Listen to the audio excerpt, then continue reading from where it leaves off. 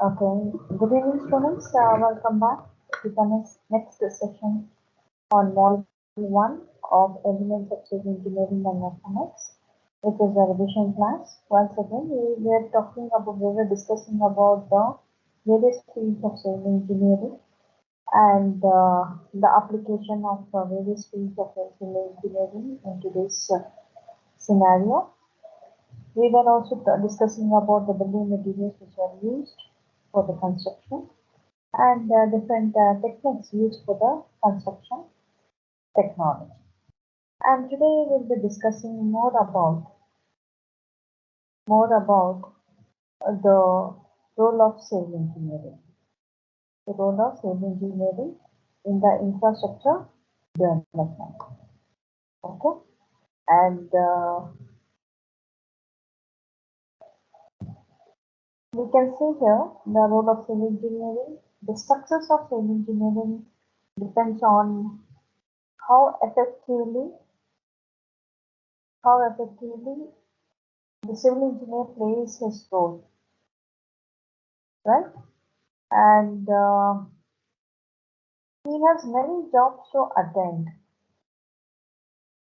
Apart from being a technician, he has to coordinate the complex activities as a project manager to reach the goal. Something like this, you have examination, you have to prepare yourself to complete the task. Similarly, okay. So now to talk more about there are certain duties for civil engineers to complete. Something like this, very particularly if I say, there are like reporting to manager, the consultant, and discussing about the progress of the given work, discussing the problems and anticipating and finding out the solutions, providing supervision to the field activities. At field, if you don't find any work happening or the task is incomplete or not in progress, so how to anticipate, how to solve such problems, how and general supervision will be given, guiding and monitoring the whole project. So these are the number of activities of a civil engineer which will come into picture, and deciding the type of site layout and leveling requirement. That is what I said. No? Surveying is the first, the important engineering to take up any type of construction. At first, we have to know what is the leveling. Then site layout, like you find an empty site and you have to come up with a whole building construction. You should have some leveling about that. Arranging and executing the project in stages. You have to think about the manpower, you have to think about the material procurement, and the material has to come maybe at the minimum radius or maximum at the maximum radius, right? And we have to coordinate well with the design officers, then supervisors and site engineers so that all together go sync together and all reach the goal in given time. And you have to maintain the daily attend records, registers should be kept, and you have to make a point of each. Then we have to meet sometimes at the industry level, the contractors, and which is required at some stages to go about the work, how to proceed. And the overall, when we are talking about all this, we have to see to the safety. Job safety requirement is very, very, very important. And one should be, as a site engineer or a civil engineer or a design engineer myself, should be telling about the designing, working drawings and specifications. So overall, the contribution of civil engineers towards today's construction is undefined because 100%, more than 100%, the work is given and the task is given and it is being completed in time. That is the final goal of any civil engineer. The work is completed in the given time. Today we are there in the shelter. It is all because of the civil engineer, right?